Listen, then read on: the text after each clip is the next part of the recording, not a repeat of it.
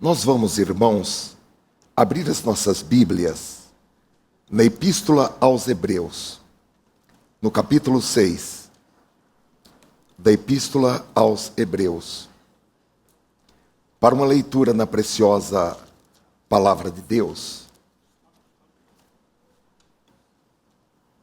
base da nossa meditação nesta noite.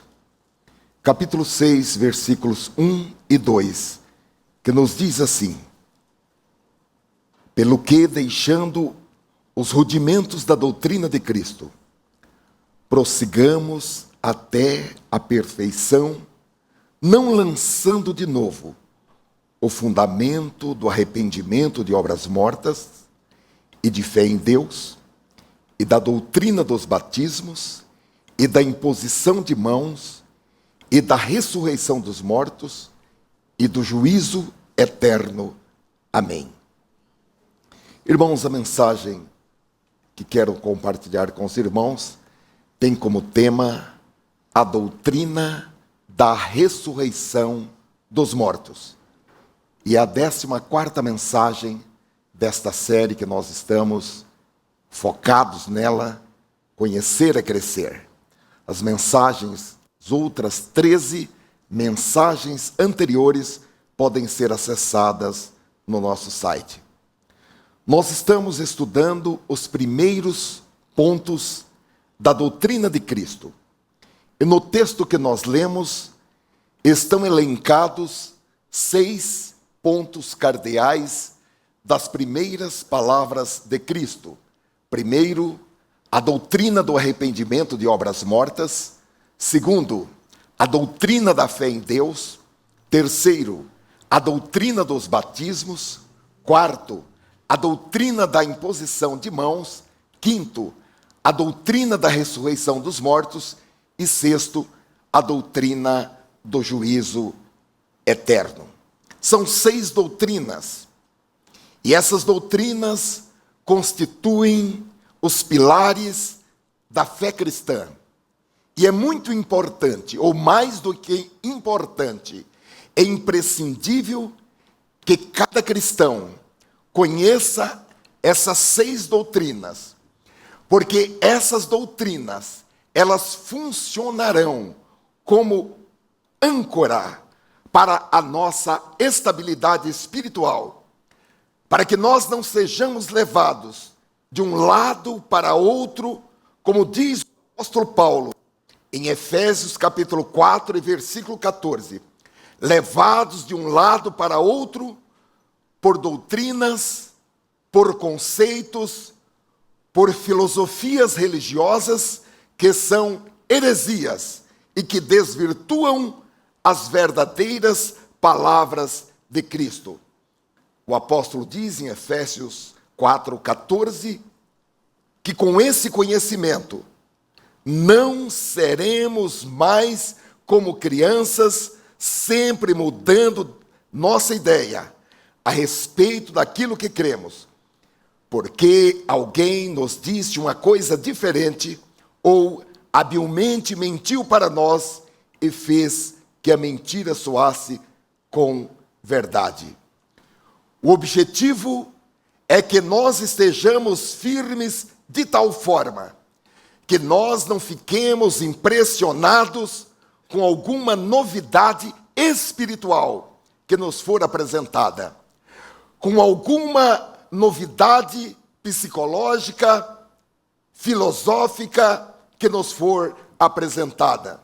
Porque o próprio Jesus, em Mateus capítulo 24, versículo 11, ele disse que na proximidade da sua vinda surgiriam muitos falsos profetas e enganariam a muitos para destruir a fé e o testemunho do crente. E atualmente, irmãos, estão surgindo muitos falsos profetas e novos falsos profetas e novos falsos apóstolos. E se nós não formos cautelosos, a Bíblia diz que mesmo aqueles que são fiéis ao Senhor poderão ser vítimas das suas ciladas.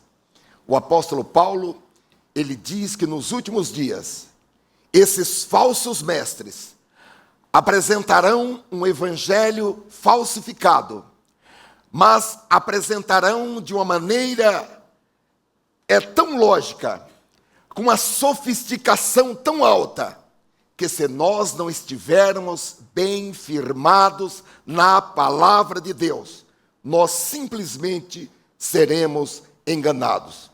Então, é importante, é necessário, é imprescindível que cada crente conheça os pontos que são os fundamentos, que são os pilares da nossa fé, e a partir daí prosseguir no conhecimento de Cristo, porque a nossa meta é prosseguir até a perfeição.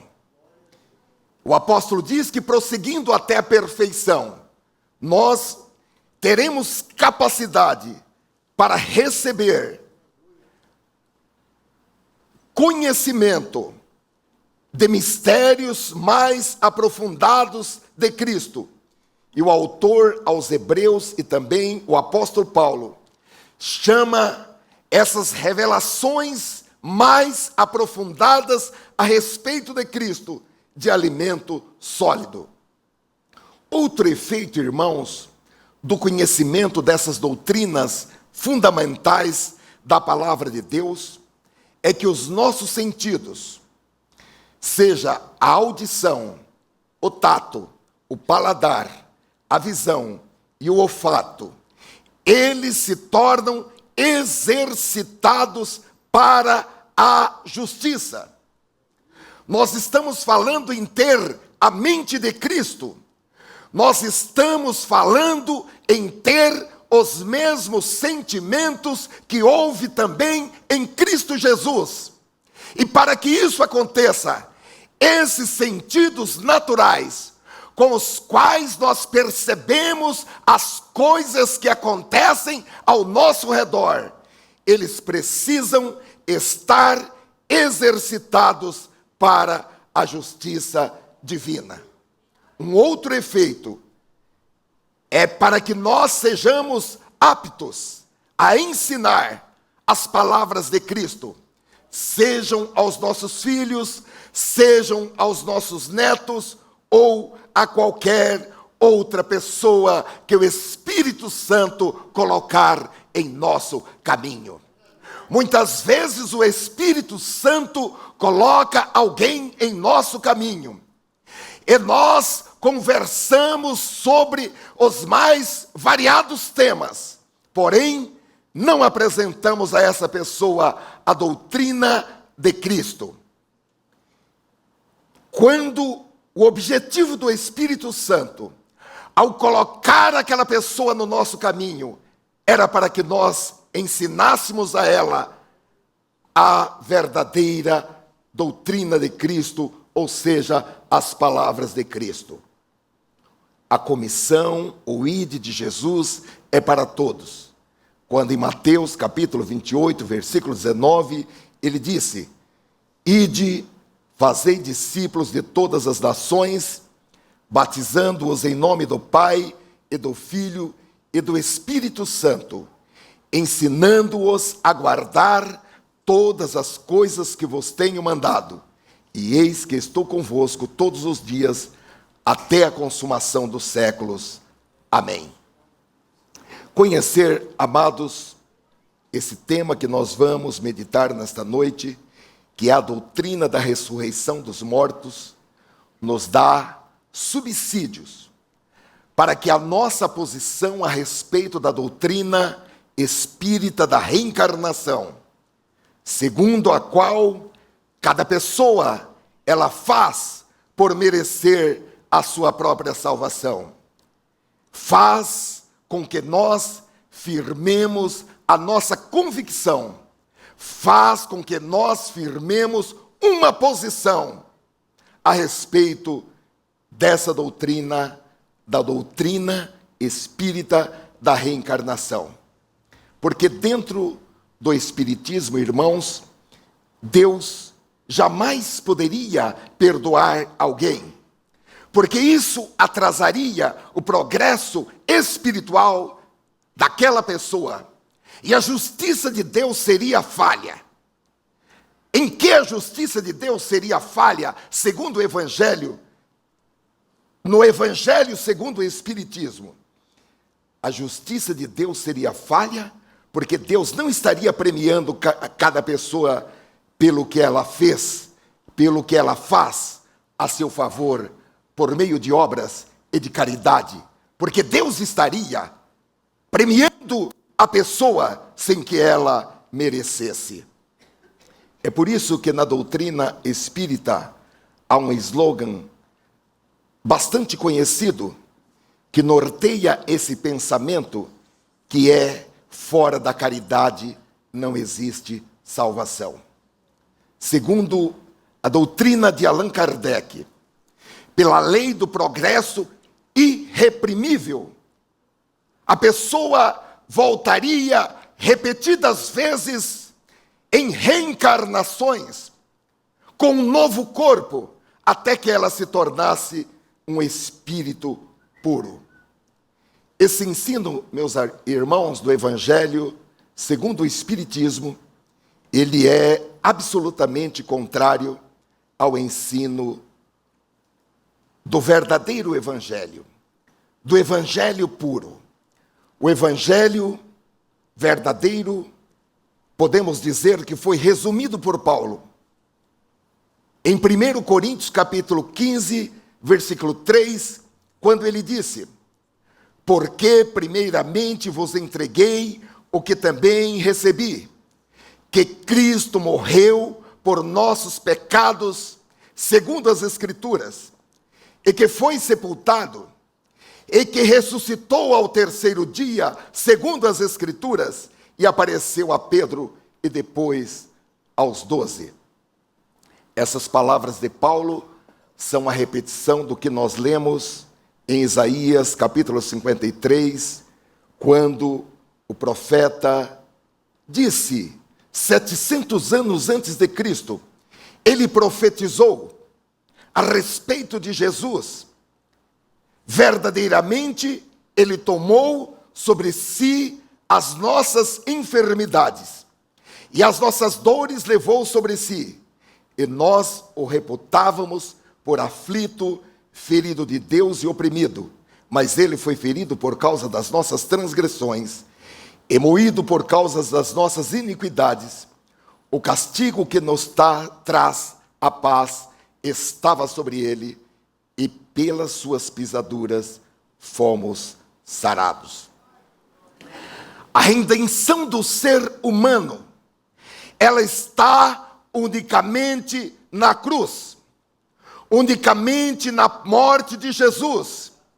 Somente o sangue de Jesus vertido na cruz do Calvário é que poderá livrar o homem da condenação e condenação eterna.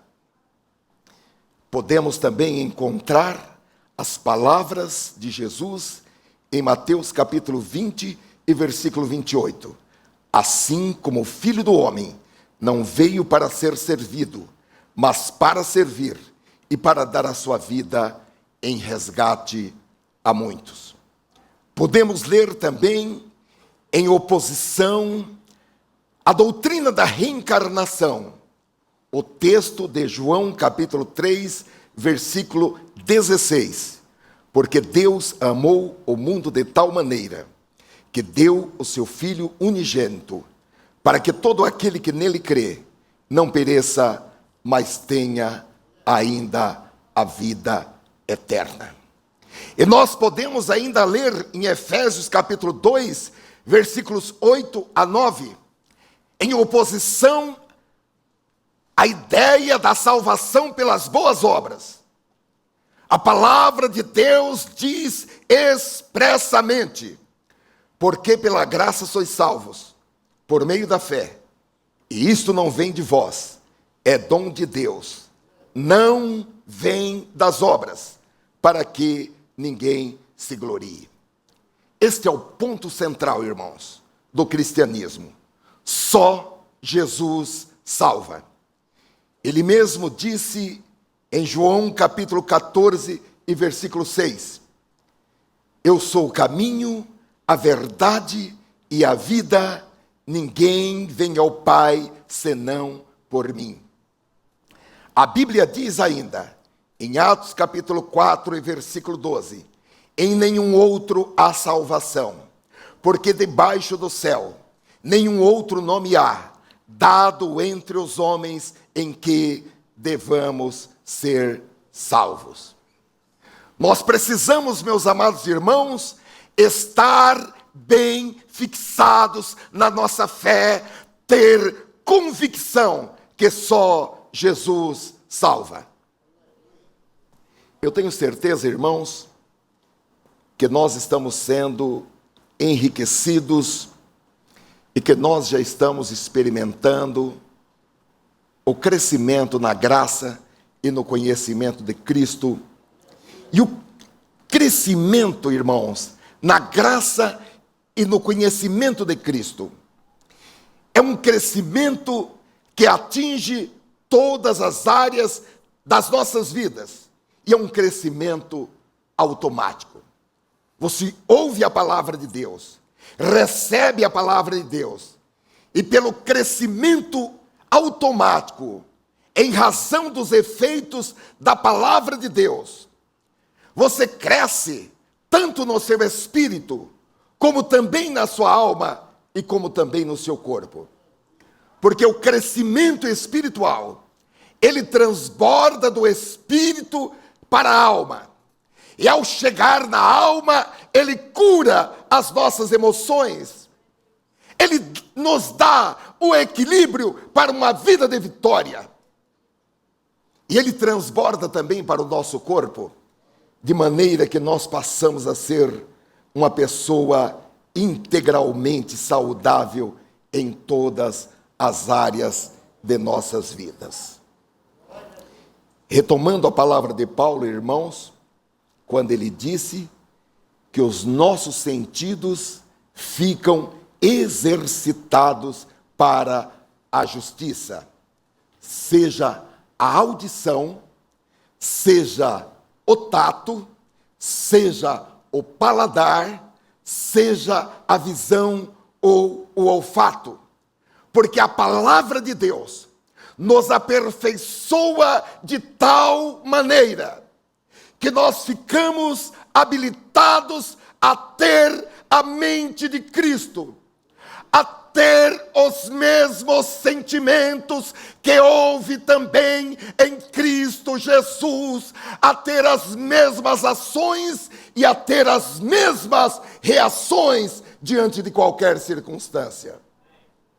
E nesta noite nós vamos olhar para o quinto fundamento da fé cristã, que é o quinto pilar da fé cristã, que é a doutrina da ressurreição dos mortos. E nós podemos começar com duas perguntas. A primeira, o que é ressurreição?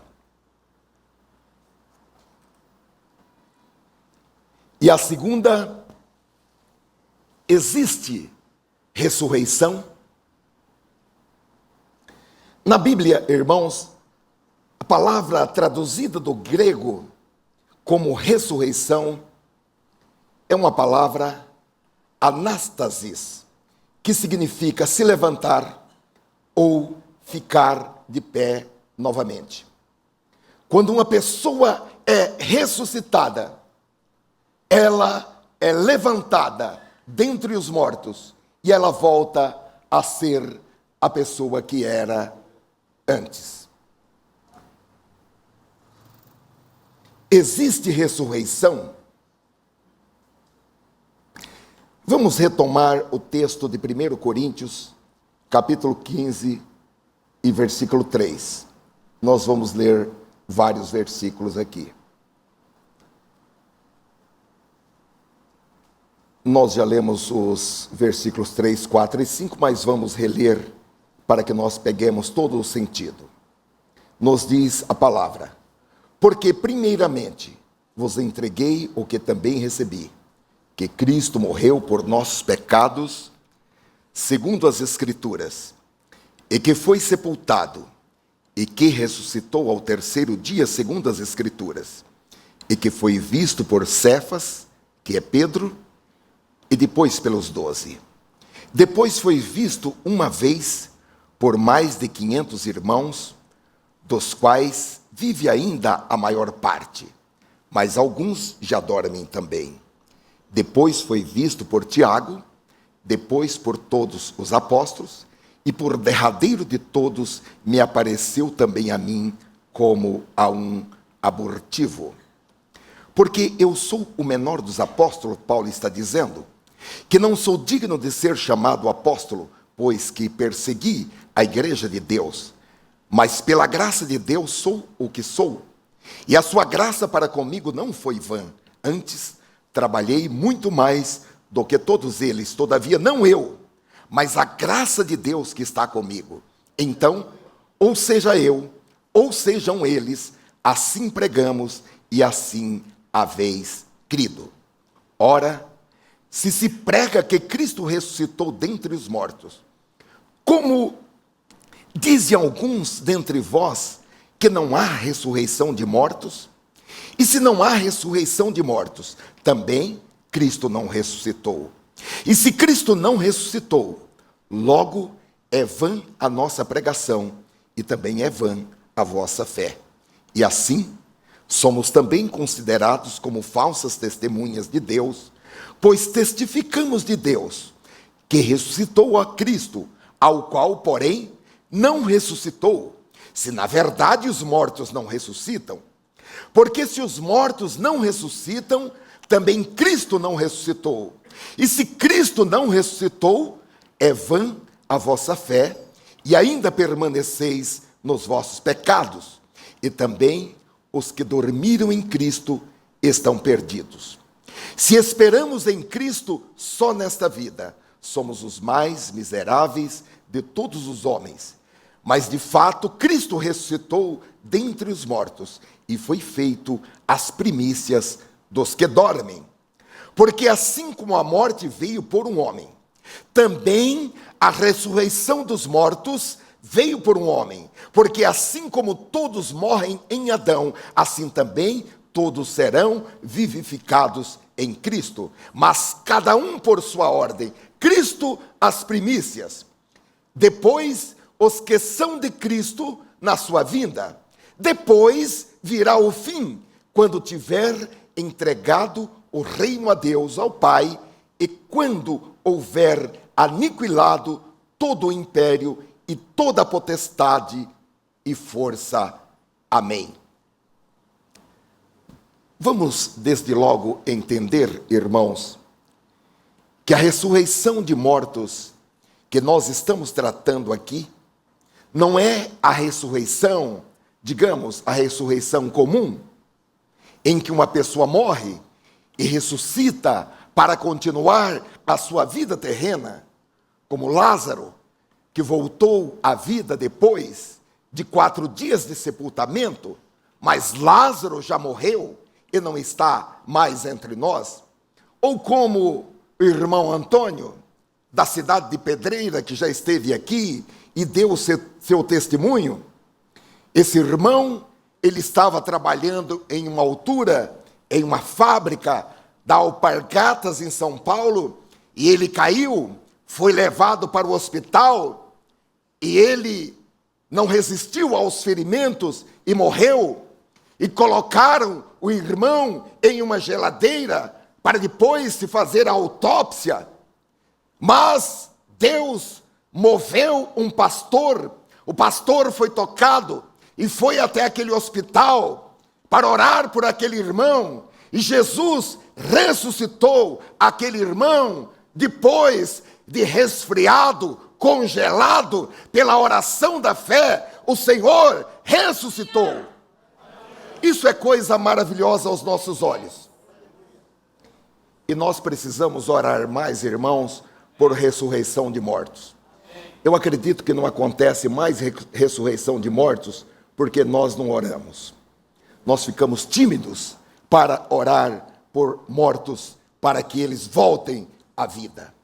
Porém, irmãos, a ressurreição de mortos que nós estamos tratando nesta oportunidade é a ressurreição do corpo, que se refere a um corpo transformado, a um corpo que ressuscita para viver eternamente. E desse tipo de ressurreição, a Bíblia diz que Cristo foi o primeiro. E depois nós teremos outras ressurreições de mortos. Nós vamos reler o texto de 1 Coríntios, na tradução da Bíblia Viva, capítulo 15, versículo 23 e 24, que diz: cada um, entretanto, por sua vez.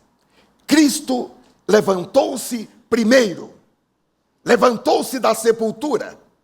Aqui está falando da ressurreição de Cristo. Depois, quando Cristo voltar, todo o seu povo viverá de novo. Aqui está falando do arrebatamento, porque com o arrebatamento, ou precedendo o arrebatamento, ou quase que simultaneamente ao arrebatamento, haverá a chamada primeira ressurreição. Primeira ressurreição. Continua o texto. Depois virá o fim, quando ele, Jesus, devolverá o reino a Deus o Pai, depois de derrubar todos os inimigos de qualquer espécie. Aqui está falando de uma outra ressurreição, que será uma ressurreição geral, de todas aquelas pessoas que não ressuscitaram na primeira ressurreição por ocasião do arrebatamento. Será a chamada ressurreição dos ímpios para o juízo final. É um tema, irmãos, que exige assim a nossa concentração, a nossa atenção e, acima de tudo, exige que o Espírito Santo nos ajude nesta noite para que nós entendamos. Enquanto eu estou pregando, você pode falar: Espírito Santo, dá-me uma compreensão plena, dá-me uma compreensão total dessa doutrina, remove eventuais obstáculos que porventura possam haver no meu espírito, na minha alma ou na minha mente. Prepara a minha audição e o meu cérebro para que eu possa recepcionar esta palavra nos meus sentidos e possa processá-la no meu espírito. Vamos abrir um pouco mais, irmãos, esse assunto. Primeiro, Jesus ressuscitou corporalmente em carne e osso.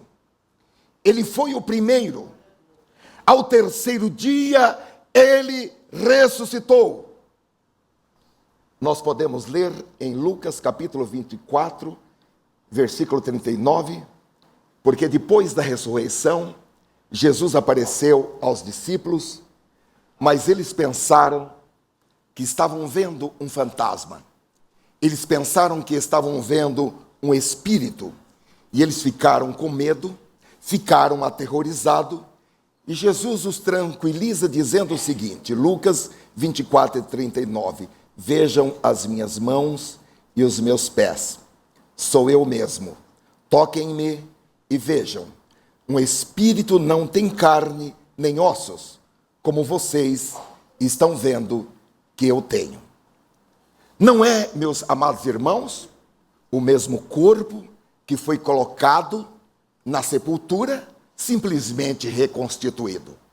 Na verdade, é um novo corpo, mas é um corpo que está relacionado com o corpo original, porque é um corpo de carne e ossos. Porém, um corpo diferente na sua essência, porque os irmãos vão se lembrar que, estando os discípulos de portas fechadas, janelas fechadas, Jesus apresentou-se diante deles e disse-lhes: paz seja convosco. Porém, meus amados irmãos, é um corpo relacionado com o original. O nosso paradigma em ressurreição é o próprio Jesus. Ele que depois de passar, como os irmãos sabem, 3 dias e 3 noites no seio da terra, ele ressuscitou pelo poder do Espírito Santo. E daí ele apareceu a centenas de pessoas. E ele ficou na terra ainda por mais 40 dias, depois da sua ressurreição. Ele ainda ficou na terra por mais 40 dias, dando as últimas instruções aos seus discípulos. Vamos então, irmãos, já que Jesus, ele foi o primeiro, ele foi as primícias de muitos que vão ressuscitar. Vamos ler a esse respeito o relato de Lucas em Atos capítulo 1, a partir do versículo 1. Diz o escritor: em meu livro anterior, Teófilo, escrevi a respeito de tudo o que Jesus começou a fazer e a ensinar. Ele está se reportando ao Evangelho de Lucas. Até o dia em que foi elevado ao céu, depois de ter dado instruções por meio do Espírito Santo aos apóstolos que havia escolhido. Depois do seu sofrimento, Jesus apresentou-se a eles e deu-lhes muitas provas indiscutíveis de que estava vivo. Apareceu-lhes por um período de 40 dias, falando-lhes acerca do reino de Deus. Certa ocasião, enquanto comia com eles, deu-lhes esta ordem: não saiam de Jerusalém, mas esperem pela promessa de meu Pai, da qual lhes falei. Pois João batizou com água, mas dentro de poucos dias vocês serão batizados com o Espírito Santo. Então, os que estavam reunidos lhe perguntaram: Senhor, é neste tempo que vais restaurar o reino a Israel? Ele lhes respondeu: não lhes compete saber os tempos ou as datas que o Pai estabeleceu pela sua própria autoridade, mas receberão poder quando o Espírito Santo descer sobre vocês, e serão minhas testemunhas em Jerusalém, em toda a Judeia e Samaria e até os confins da terra. Tendo dito isso, foi elevado às alturas. Enquanto eles olhavam, e uma nuvem o encobriu à vista deles, e eles ficaram com os olhos fixos no céu enquanto ele subia. De repente, surgiram diante deles 2 homens vestidos de branco, que lhes disseram: Galileus, por que vocês estão olhando para o céu? Esse mesmo Jesus que dentre vós foi elevado ao céu, voltará da mesma forma como o viram subir.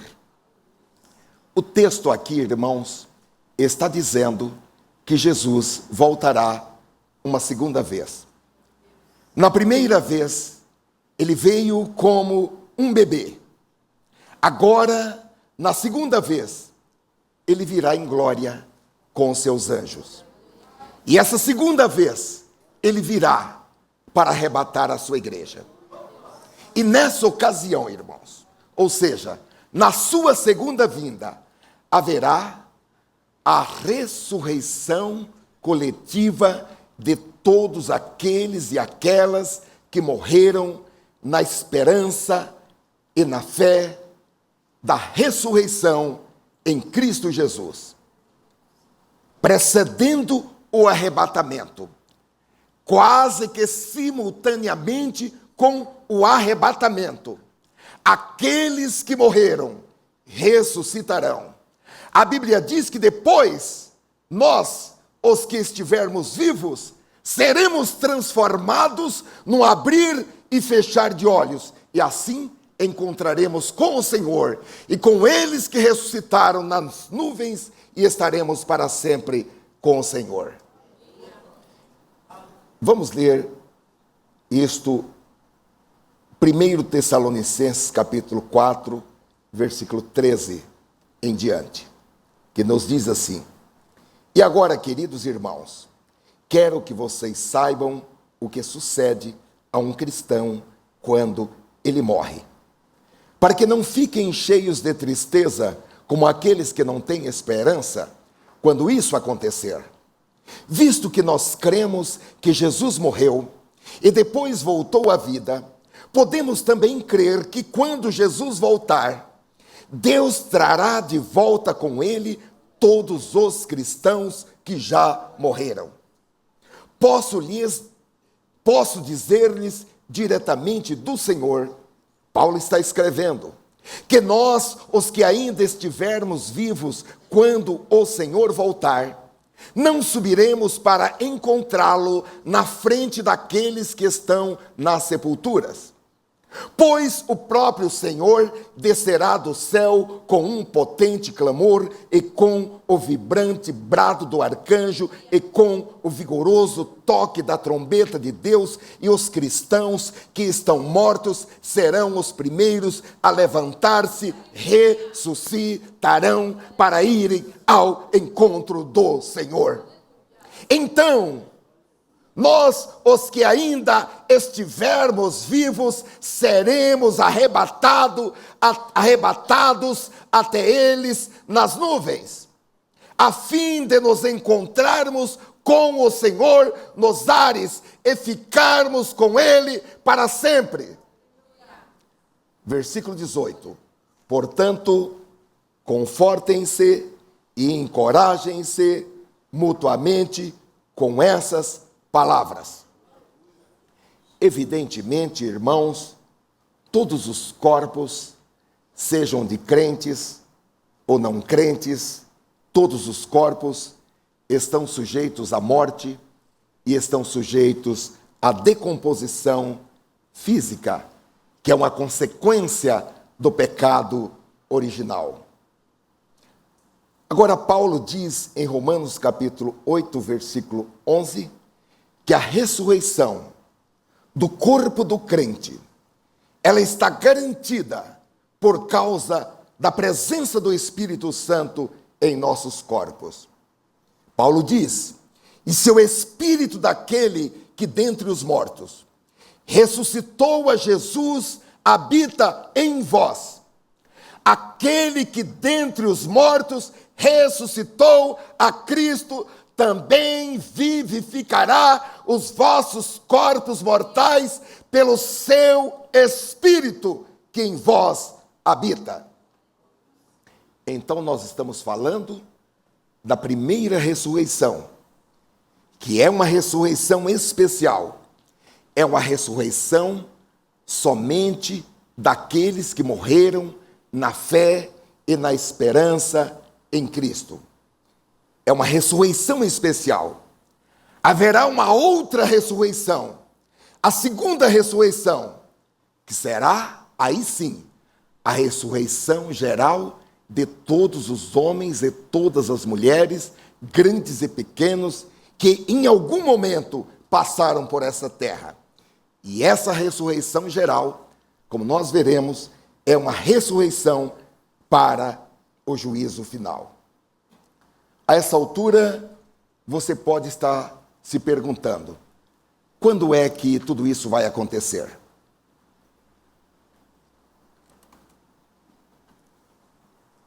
Quando é que tudo isso vai acontecer?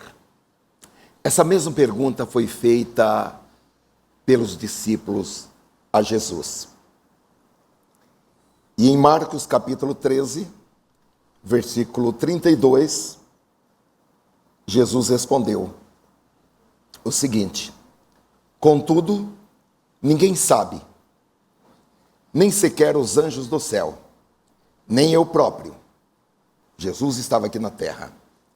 O dia ou a hora em que estas coisas acontecerão, só o Pai. Portanto, como não sabem quando isso se passará, conservem-se alerta e vigilantes. Versículo 34. A minha vinda Jesus está dizendo, pode ser comparada com a de um homem que foi de viagem para outro país e que, distribuindo as tarefas que os empregados deveriam fazer durante a sua ausência, disse ao porteiro que vigiasse o que se passasse à sua volta.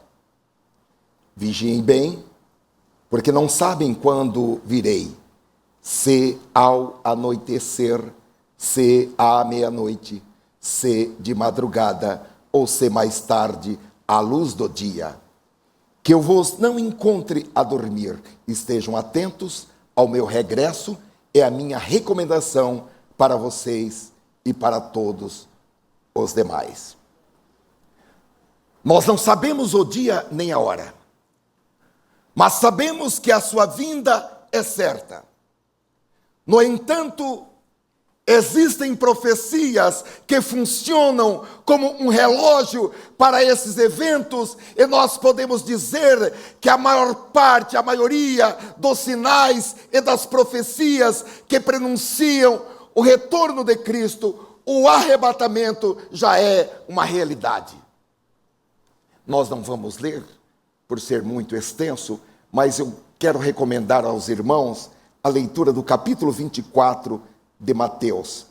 E você vai constatar que é impossível ler esse capítulo e comparar com as coisas que estão acontecendo na face da terra, sem que a gente veja sinais evidentes, inequívocos, insofismáveis da vinda, da proximidade do arrebatamento, ou da volta, ou da vinda do Senhor Jesus, que terá precedentemente a primeira ressurreição de que nós estamos falando.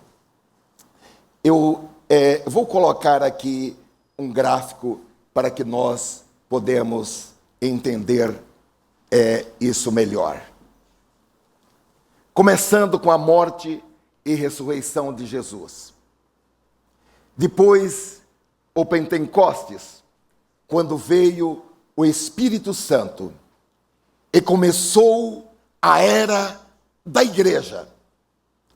E o próximo grande evento vai ser a vinda de Jesus, que terá a primeira ressurreição e o arrebatamento. Não sabemos qual vai ser a distância entre a primeira ressurreição, a ressurreição dos mortos e o arrebatamento. Porém, a Bíblia diz de uma maneira muito categórica que aqueles que dormiram na esperança e estão no pó da terra, ou estão, como o pastor Marcos já disse nesta noite, a 60 metros de profundidade em algum acidente ou mais, ou cujos corpos foram diluídos em alguma substância química, ou foram queimados pelo fogo, ressuscitarão, glória a Deus, e subirão. Nós, aqueles que estiverem vivos no dia deste evento, serão transformados em um abrir e fechar de olhos, e encontraremos com Jesus e os ressuscitados nas nuvens. Seguir-se-á a grande tribulação, quando haverá a manifestação do anticristo, da besta e do falso profeta, ao depois Jesus voltará com a igreja, porque concomitantemente com a grande tribulação haverão as bodas do Cordeiro. É o tribunal de Cristo para galardoar a cada crente por aquilo que fez, segundo as suas obras. Aí sim, depois Jesus voltará, reinará na terra durante 1000 anos. Satanás será aprisionado. depois seguir-se-ão outros eventos, e aí nós temos a segunda ressurreição e o juízo final, e depois é o passo para a eternidade. Então, meus amados irmãos, haverá a primeira ressurreição e haverá a segunda ressurreição. Após o reinado de Cristo, 1000 anos, haverá a segunda ressurreição, que será a ressurreição geral, quando os ímpios também ressuscitarão de maneira coletiva para serem julgados no juízo final. Para que nós possamos entender esses acontecimentos melhor, à luz da palavra, nós vamos ler no capítulo 20 do Apocalipse, a partir do versículo 1. E vi descer do céu um anjo que tinha a chave do abismo e uma grande cadeia na sua mão. Ele prendeu o dragão, a antiga serpente, que é o diabo e Satanás, e amarrou-o por 1000 anos, e lançou-o no abismo, e ali o encerrou, e pôs selo sobre ele, para que não mais engane as nações, até que os 1000 anos se acabem. E depois importa que seja solto por um pouco de tempo. E vi tronos, e assentaram-se sobre eles, e foi-lhes dado o poder de julgar.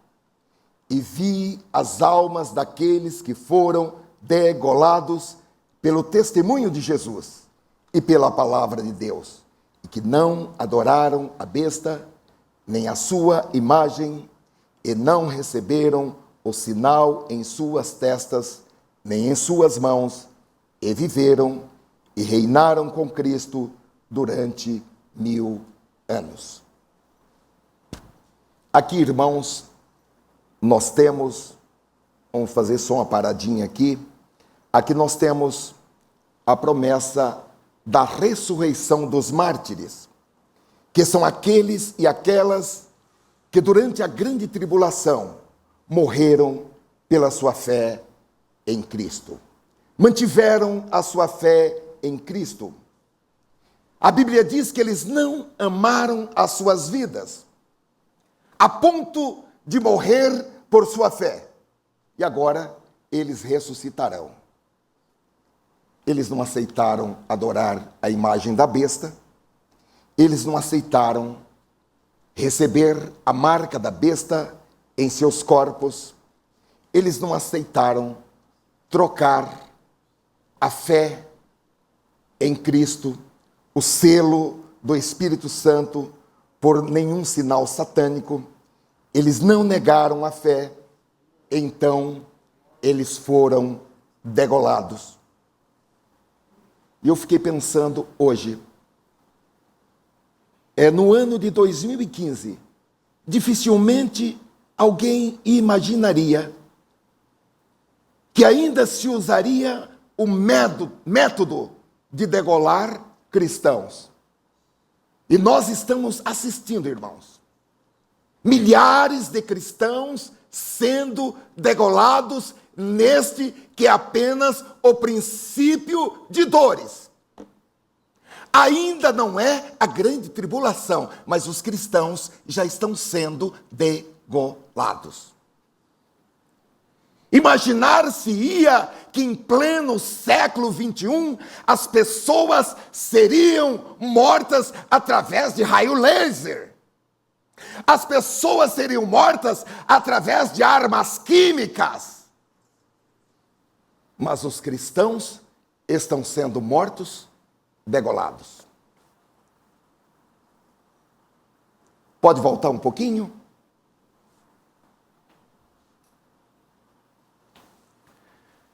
Passarão os céus e a terra, mas as minhas palavras não passarão. O que está escrito na palavra de Deus vai se cumprir letra por letra, não há ninguém que impedirá que as coisas aconteçam conforme foi profetizado.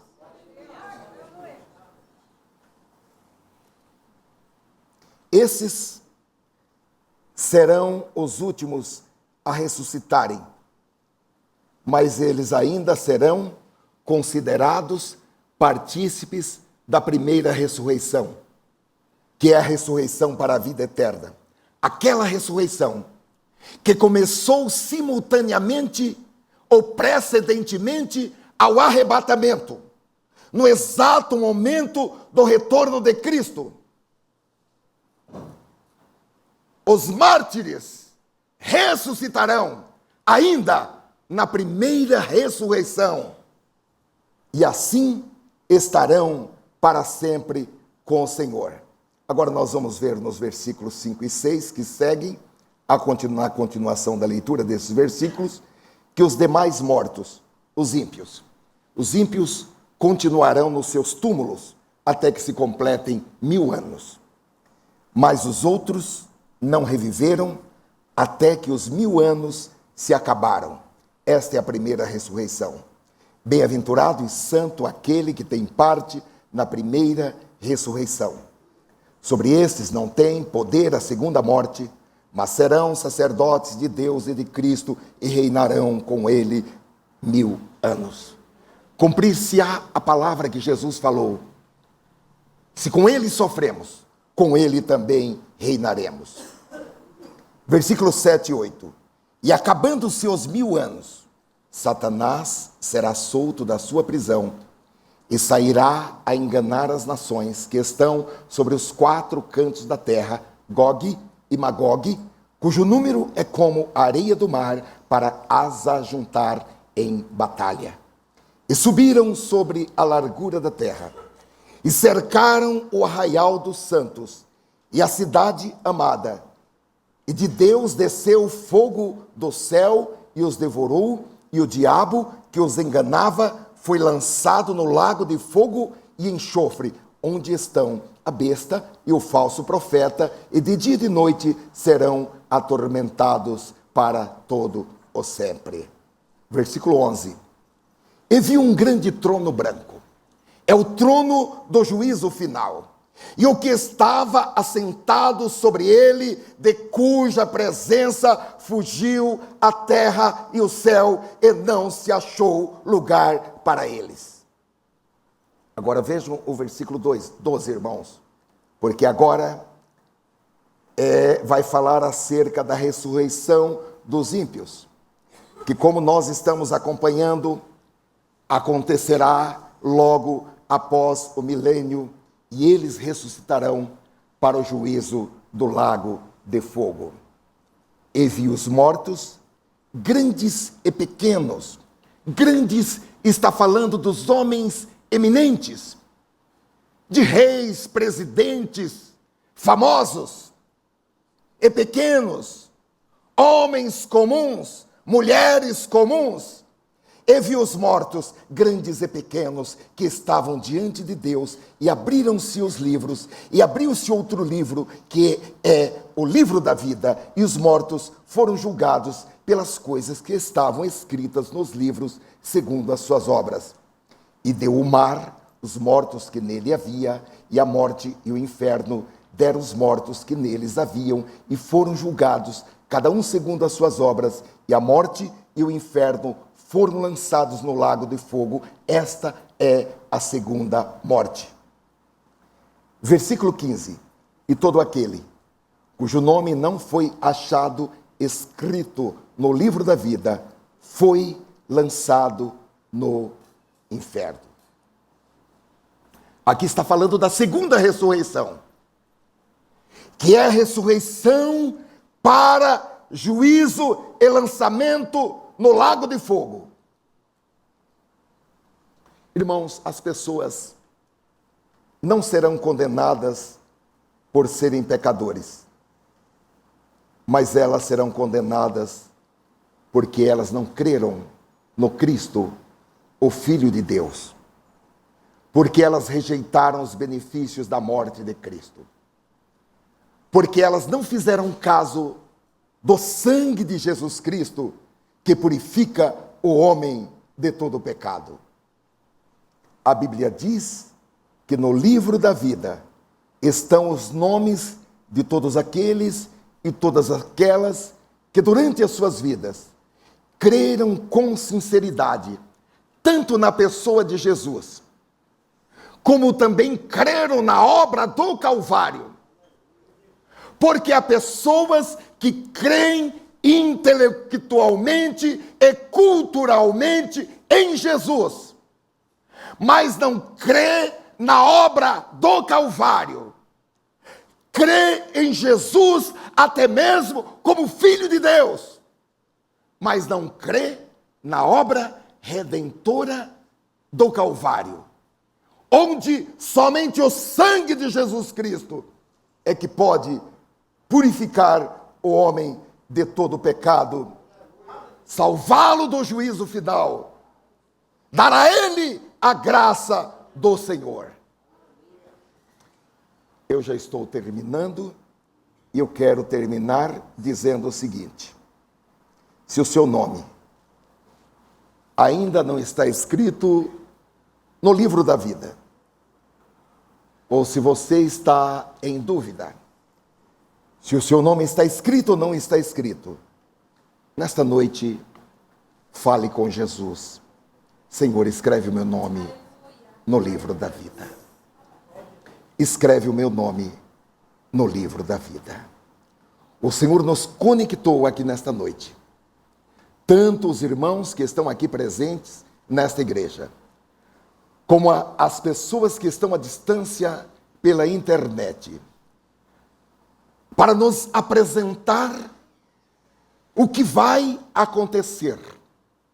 Não para que nós fiquemos assustados ou aterrorizados, mas para que nós examinemos-nos a nós mesmos e, com a ajuda do Espírito Santo, vejamos se nós estamos em ligação direta, em conexão direta com o Pai, com o Filho e com o Espírito Santo.